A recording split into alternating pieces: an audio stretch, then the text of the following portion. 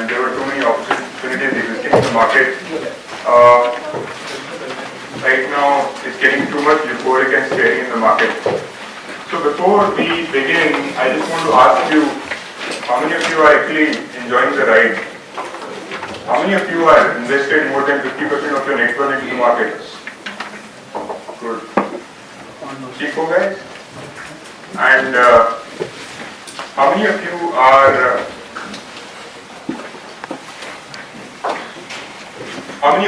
looking at fund management as a career option post your MBA? 5, 6, 7 guys. Okay. So the presentation, I'm going to take it in 3 modules. The first module would be talking about your personal psychology. We are not going to talk about the market psychology, but your personal belief system. And I'll be explaining the reason why I want to take that a psychological subject as a starting point. Second part would be more on the first principles, as Professor Richard Feynman calls it. We'll be talking about compounding and its effects.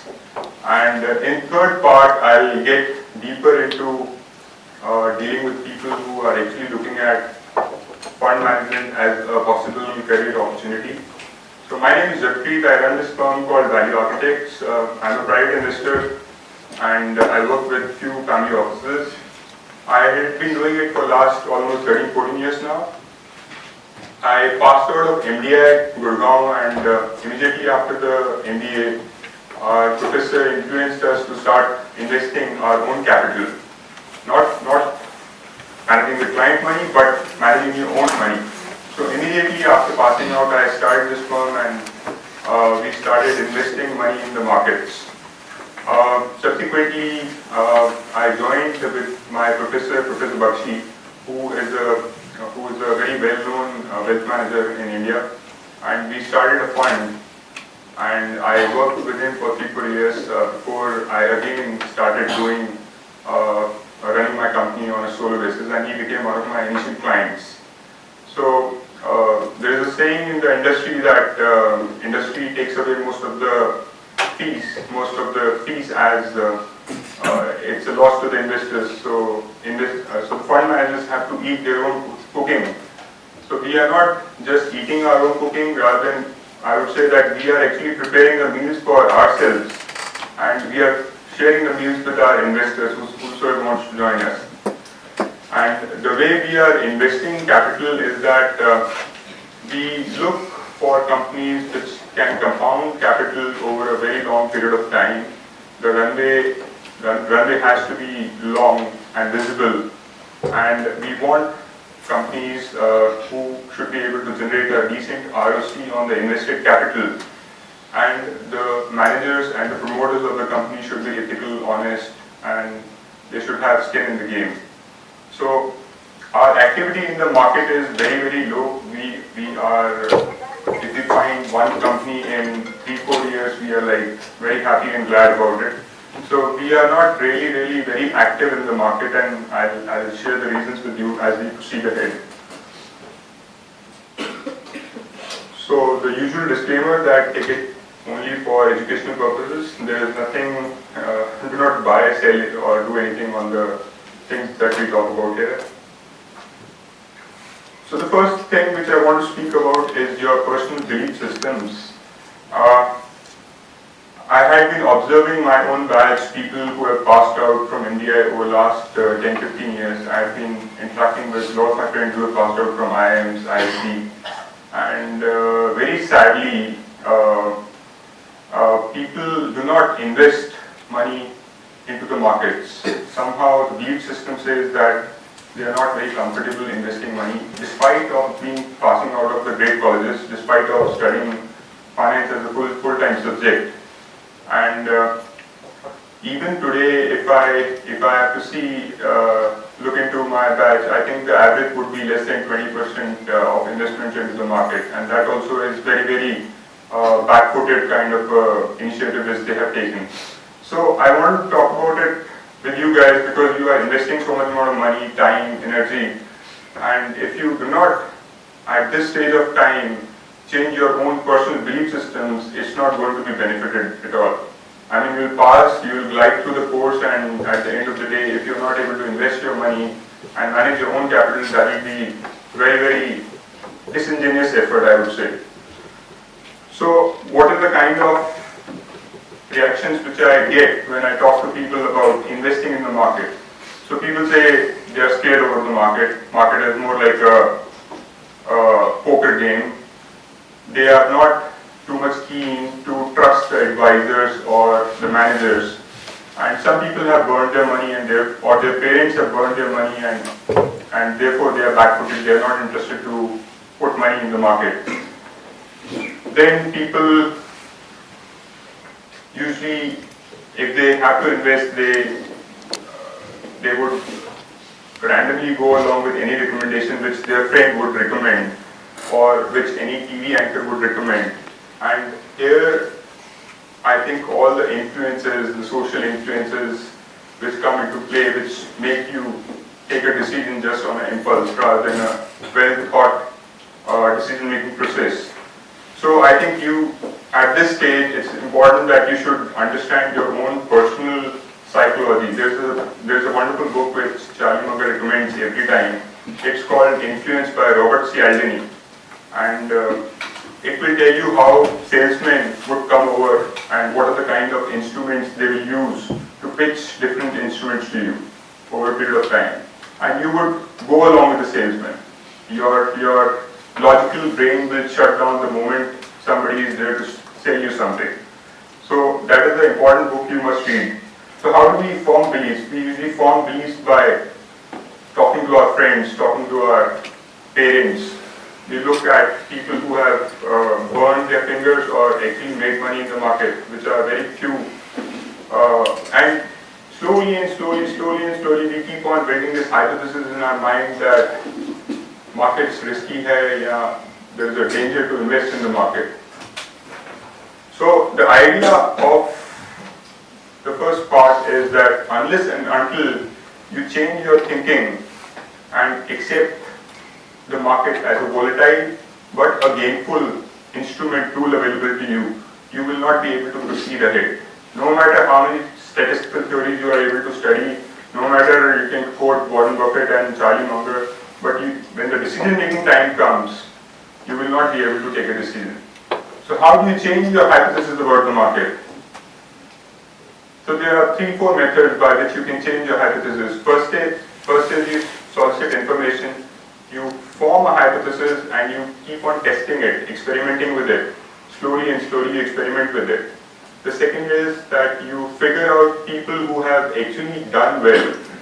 At this stage, I think there are too many references, too many examples from Indian market, from international market which are available as to what people have done in the market and how well they have proceeded over the last 30-40 years.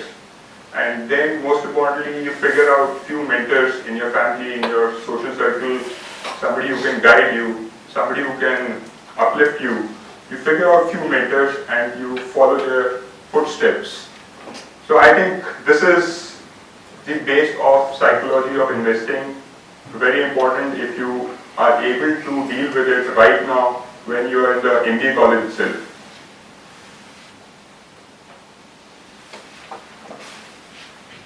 Second part, I would deal with the first principles of investing, which is essentially compounding. I mean, we can talk about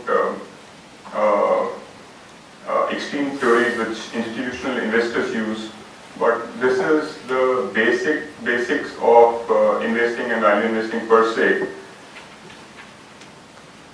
So now you would have observed certain people who are, some of them are running in a rat race day in and day out, and even after making crores and millions of dollars, you would see, as you progress ahead in your career, you would see people are still hand to mouth. Their expenses are so high and they still need to go to the office in order to work and earn their next paycheck. And on the other hand, there are certain people who are essentially out of the market. Why does it happen? I mean, what kind of people are, what do you need to do in order to have certain assets to pay off your day or monthly bills? How do you manage it? So I would, rather than distinguishing it into two different persons. I would say they are two different mindsets. And all of us have got these two mindsets. Maybe some of you are 70% here, maybe some of you are 70% there. So I would call these two mindsets, one is consumption and hedonistic mindset, where you are influenced to consume more and more stuff. And second mindset, I would say, is a growth mindset, where you are only thinking about enterprise, how to grow your enterprise, how to build a business, how to create assets. So the difference between these two mindsets essentially, a hedonistic mindset is always looking at earnings. They are always looking at, they don't have an understanding about inflation, how inflation is eating into their earnings. They don't have any understanding about taxes. And they are only concerned about increasing their paychecks. And at the end of the day, they do not get time to enjoy, relish their life, do things which they want to do charity, travel, 10,000 things. They are not able to do because they are only concerned about buying a new house or buying a bigger car. On the other hand, the people with growth mindset, they are always interested to create assets. They want to buy compounding machines and they want to reinvest the capital into building more further compounding machines. They are people who have financial knowledge to understand legitimately how to deal with the taxes. People like Buffett, people like John Malone of Liberty Media fame, they have done exceptional work for the last 30-40 years just to defer the taxes legally. And these are the guys who actually use these tools available legally to manage their assets. And they are the people whom I would call experimenters, thinkers. And these are the guys who are thinking in decades. I mean, look at what Jeff Bezos has created over the last 20 years. Initially, everybody for the last 15 years, people are telling that he's going to fail. And over a period of time, because he was focused into the things which he was interested to do, he has created such a big amount. So, this is typical situation which people have. Poor expend money. The middle class usually take loans to buy a bigger car or a bigger house, and essentially they also spend the money. And the rich, they are building assets slowly and slowly, and the assets are making money for them. So the idea is, how do we move from a hedonistic mindset to a growth mindset? Do we all need to create a business? I mean, is it a possibility? Creating a business is not an easy task. As you would go further down your career, you would understand that many of you may not have capital, many of you will not have skill set, taxation knowledge, regulatory knowledge, knowledge of people management, HR. I mean, it's not an easy task, it's a humongous task to be an entrepreneur and suffer for 10, 12 years.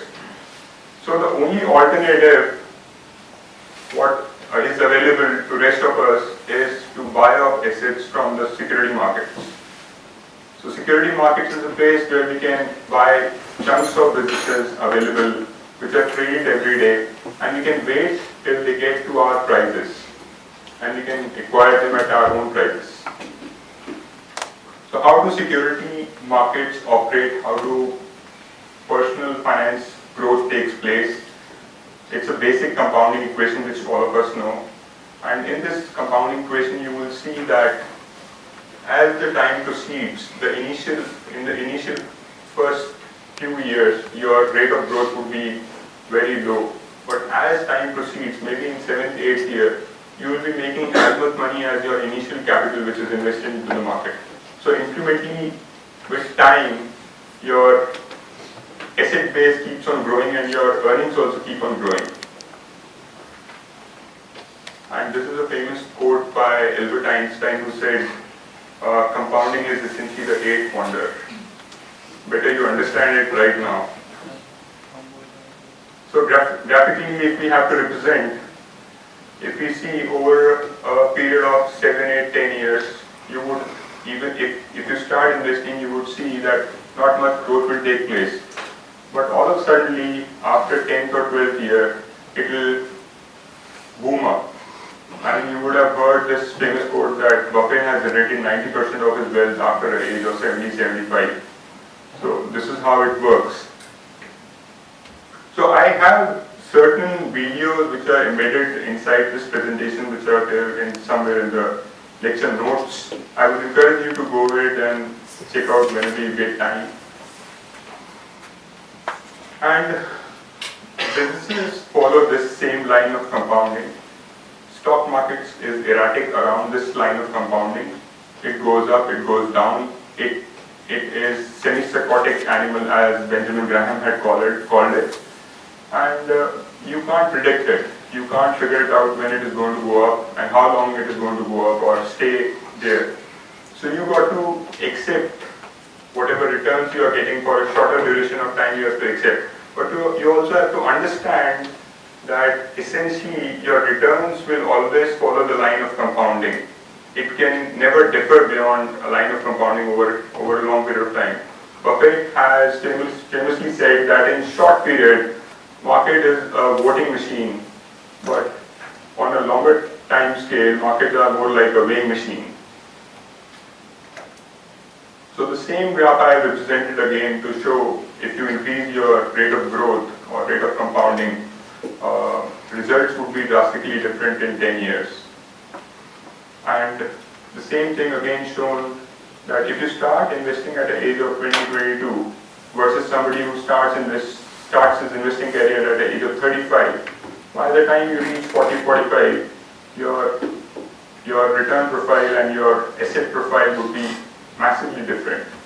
So the earlier you start this compounding machine, the better it is for you. Now this is a chart which I have incorporated to show last 200 years of data in US markets.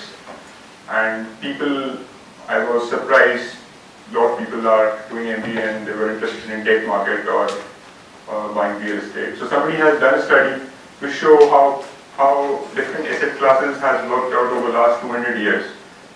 And as you would see, dollar has lost 95% of its value over the last 200 years. And gold, bond, bills, they have been okay, they have done okay. But real kicker has come from the equity market, where stocks have performed exceptionally well. And that is only because of reinvestment of your earning capital. So contrary to what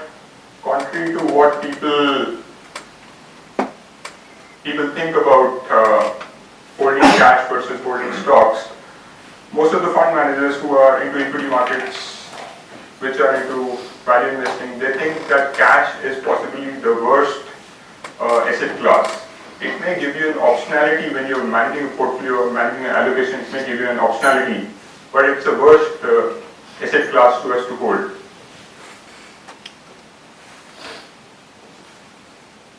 Here I want to illustrate the same thing, that somebody who is just saving 1,000 rupees a month by cutting short some vanity or some ostentatious thing, and over a period of time, if the 1,000 rupees is investing every month, you can easily generate 14 lakhs to 16 lakhs by generating 15% compounded return over a period of 20 year to 30 years.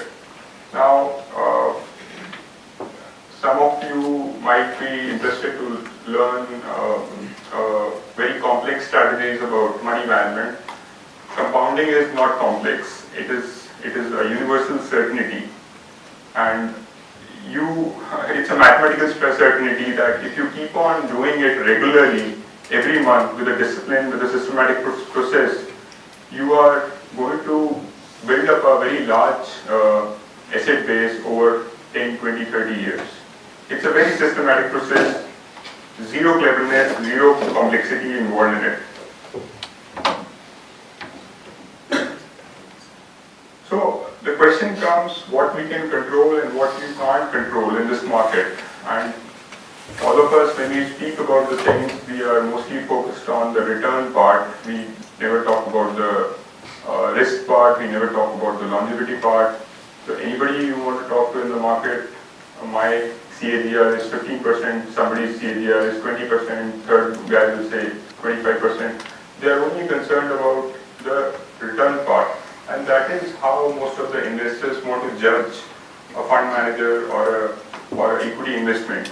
So let's see what are the things which you can control in this equation, what are the things which are out of your control.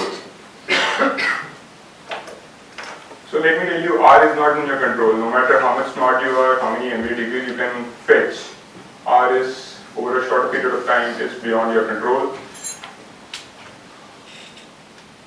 Markets are psychotic. They will not listen to your strategies.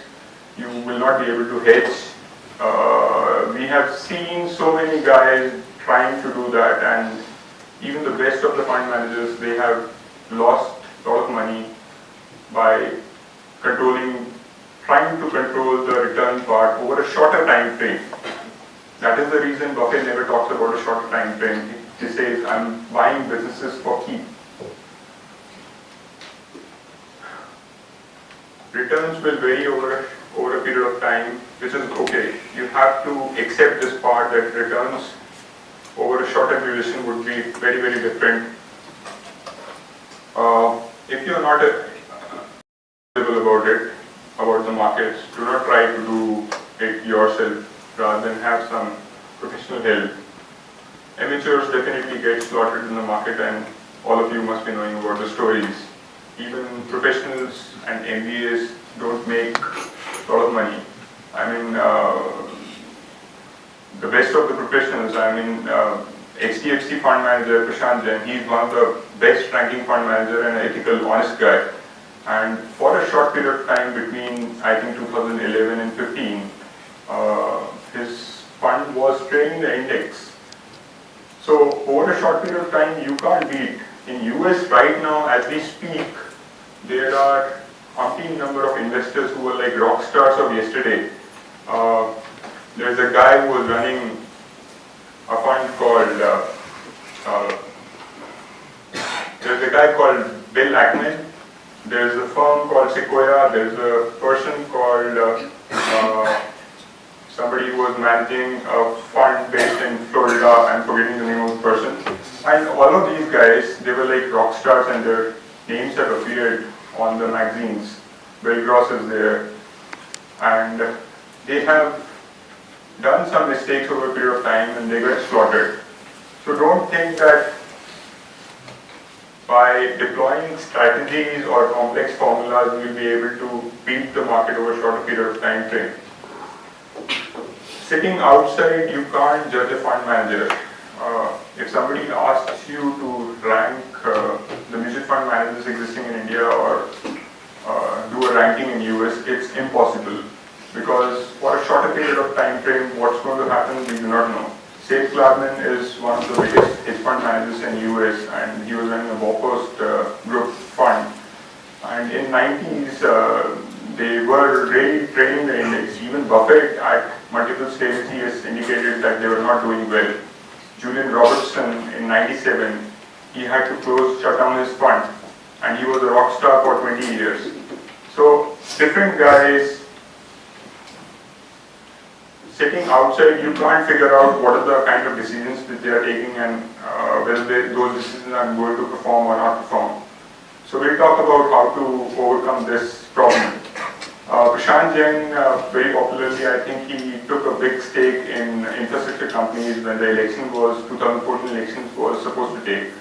And subsequently, for 3-4 years, not much development happened, and therefore he was lagging.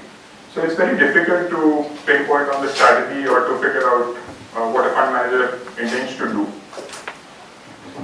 So the idea is that you figure out certain ETFs, as Professor had indicated, figure out certain low-cost funds, ETFs, index funds, and you can invest, you can look at it as a possible investment option. The biggest advantage about index is that the stock exchanges themselves perform recalibration. As we speak today, within this month itself, I think BSE and NSE, they have decided to check out CIPLA and UFIN, which are very popular, very large known companies, and instead of that, the stock exchanges have decided to keep two banks, IndusInd Bank and I think Yes Bank. So they are themselves recalibrating the index, which means that even if index appears to be expensive today, down the line, as the earning growth comes into the companies which are constituents of index, suddenly you will see index will start looking cheaper.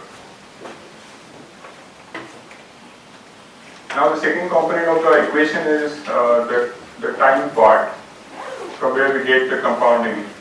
And the idea is that you need to think in decades. The longer is your time horizon, the better you will be able to manage the process. As Buffett said, you can't grow a baby in 1 month. You need to give it time. And Fidelity did a study of certain investors who had long died. And Fidelity figured out that people who had not touched their portfolios, they did much better than active investors in the market. And this is a study which was performed over 20-30 year period. The only thing which you can do in the market is to control yourself, nothing else. Talking about the key principal part, which again is controllable part.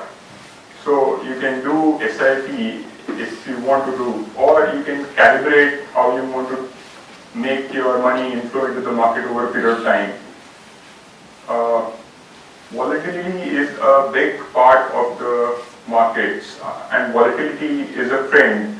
I mean, usually a lot of people have a belief that volatility is riskiness, and that is how we derive KPM model by comparing the asset prices. But volatility really is a friend of a long-term investor. It offers you ability to buy assets at a much lower prices if you have the ability to wait and let the prices come down to your valuation. Again, as Professor has spoken about it, you need to reduce the expenses no matter what you're doing. Reduce taxes. In India, we got great advantage that our long-term capital gain tax is tax-free, and short-term we have 15% tax. So if you are investing for a longer period of time, it's very helpful to you. Again, Professor has already spoken about it, how to reduce the brokerage part, expenses, advisory fees. I would say you need to eliminate the human element. I mean, you would have seen in your own families many a times insurance agents will come to your house just because they are related to you, and they would pester you to make an investment into an insurance product. Insurance ideally is not an investment product. So you need to eliminate that sales pitches which happen to you in the market. You need to be dissociated from the television, from the CNBC, etc. Because the more you listen to it, the more you will get sucked into that vortex. My advice is never to use debt in the market. It looks very lucrative that you can spike your returns over a shorter period of time. So Buffett says that if you are dumb, you should not use debt. And if you are intelligent, you wouldn't require to use it. So, and this is the interesting part that I have seen a lot of people who invest money in the market, they never max it out. I mean, as a percentage of your personal net worth, they would invest 20%, 30%. So let's assume that on that 30%, you are generating something like 50% CAGR, a very hypothetical case. And on rest of the 70%, if you're generating 6-7% by being in a debt or being in a real estate or being in a cash or gold, which is essentially nothing, your overall return on the net worth is going to compress. It's going to fall down. So essentially, you need, no matter what you are doing today, you need to be friendly with the equities. And the last part is the amount part. I would recommend that you start making your personal balance sheet every year, because you should know how much. I'm not talking about profit and loss account, but your balance sheet, because you should understand how much is your net worth today and how it is progressing year on year. And it will incorporate all your NPAs, all your other asset classes which are not generating return at all. Some people tell me that we have been lending informally and we are generating so much returns, but they do not tell you how much is the NPA involved in that. So once you start building your balance sheet, you will realize,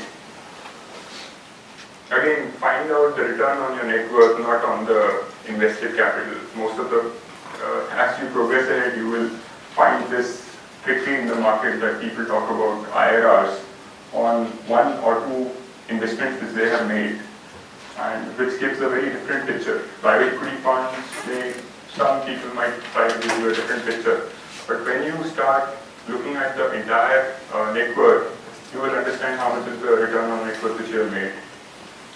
Again, no debt. The more you learn, the better it would be for you in this journey of investments. Read, train for volatility, I have spoken about it. Volatility is the biggest issue with the players in the market. So unless and until you imbibe this belief that volatility is good for your asset management, it will become difficult for you. So better be friendly with volatility and enjoy the ride. And the best thing is to have right mentors in the market. I was very lucky to work along with my professor, and I saw all the good things, bad things in a very cocooned environment, and I think learned a lot from that place, because mentors will help you not to fall down. They've already made mistakes over 10-15 years, and they'll help you in overcoming those mistakes. So the net model for all of you would be to be like an eagle. Don't struggle against the tides. Try to fit somewhere where you are getting warm currents and manage assets in that way. I think from an MBA you should have only two objectives in your mind. That one, you want to understand how much is going to be enough for my sustenance and my livelihood. And secondly, you should be able to create a model, and that you need to decide how you want to create an economic model to glide through your life. But the bigger part of the equation, I think, is what psychologists call as positive distraction. How many of you have heard about this marshmallow experiment? Great. 5-7 guys. So psychologists did this experiment in which they made a child sit alone in a room, and they were given one marshmallow at the beginning, and they were said that if you are able to wait for half an hour, I will be able to provide you 2 marshmallows. So psychologists wanted to study what are the positive traits which these guys have that they were able to wait for half an hour and not just go behind the first marshmallow. So psychologists defined this as a positive distraction. So what children started doing was that some started playing on the table, some started singing a song, some started whistling. So they had a lot of positive distractions. When we read about people like John Templeton or Buffett or Munger or Professor Bakshi, we only see a small component where they have generated this economic engine. But behind that economic engine, there is a large quantum of life which is invisible. And Buffett is spending a lot of time playing bridge. John Templeton had extreme different interests. He was into spirituality, into religion. He wanted to know, understand about human nature. People like Munger, they have gone into architecture, and they have also constructed their own yachts. And they are working with multiple NGOs. I work with the NGO here in Chandigarh, and I also work as a farm laborer in somebody's farm. And I got involvement in multiple sports activities. So all these guys are part of fund management itself. You are designing, essentially architecturing your life. You're not looking at only one component, which is generating maximum returns out of the equity. So now I'm going to talk briefly about people who are interested to get into fund management as a full-time profession, or they might want to think about it. So when we talk about fund management, we lay a lot of emphasis on security analysis itself. I mean, all the theories and all the complex theorems that you will read, they're mostly about security analysis. Even Graham wrote multiple things about analysis itself because he was doing a lot of quant stuff. And mostly analyst reports and market commentary is about the price action, or at the base they will get into balance sheets and cash flows and profit and loss accounts. And you can use multiple databases like Provis, Capital Line, etc. to do this security analysis part. But I think it's a very small component of the entire deal. Graham defined the term according to quantitative specs. He defined this term called margin of safety, which from a quantitative point of view, it's very easy to figure out. So essentially, his analogy is that if you have a fridge which can support 1,000 tons truck, you don't pass a 800 tons truck over it. So you need to have good gap between what is permissible limit and what essentially you can do. So as a case study, these kind of opportunities are very easy to identify, but they are rarely there because a lot of algorithmic and a lot of quantitative trading happens in the market.